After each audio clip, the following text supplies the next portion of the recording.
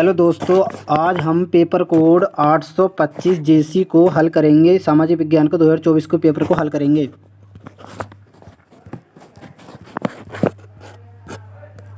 खंड आ बहुविकल्पी प्रश्न। पहला प्रश्न है, इटली का एकीकरण किसके नेतृत्व में हुआ? इसका सही जवाब होगा ऑप्शन नंबर ए, ज्यूसेppe गैरिबाल्डी के।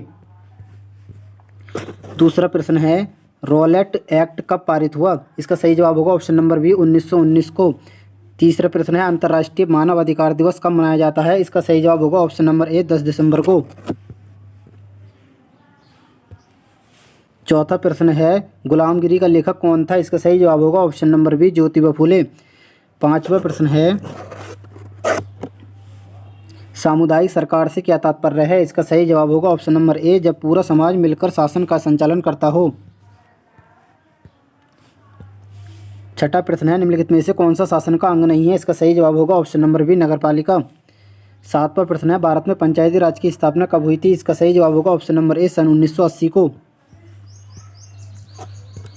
आठवां प्रश्न है, भारतीय कम्युनिस्ट पार्टी मार्क्सवादी की विचारधारा क्या है? इसका सही जवाब होगा ऑप्शन नंबर बी, धर्मनिरपेक्षता और लोकतंत्र का समर्थक।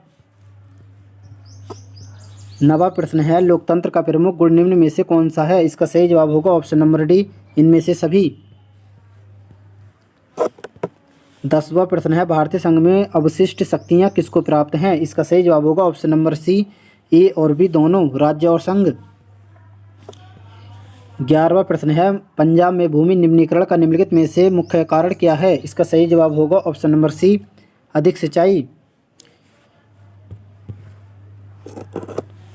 12वां प्रश्न है, निम्न में से कौन सा संरक्षण तरीका समुदायों की सीधी भागीदारी नहीं करता है? इसका सही जवाब होगा ऑप्शन नंबर बी, बीज बचाओ आंदोलन।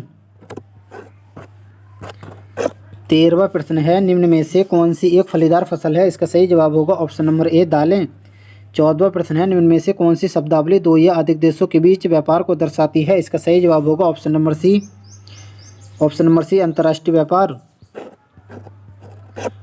15वां प्रश्न है, पृथ्वी सम्मेलन का आयोजन कब हुआ? इसका सही जवाब होगा ऑप्शन नंबर बी, 1992।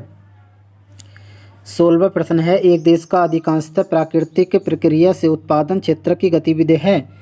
इसका सही जवाब होगा ऑप्शन नंबर ए, प्राथमिक।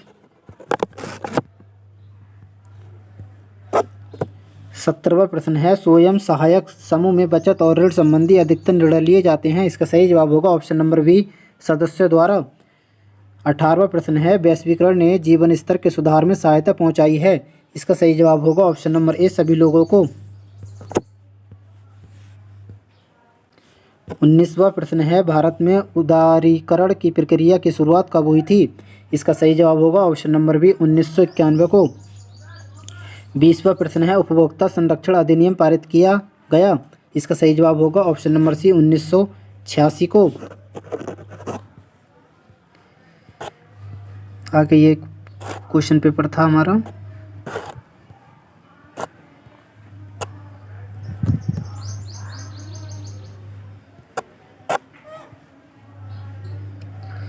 आगे का पेपर हम पार्ट 2 की वीडियो में सॉल्व कराएंगे।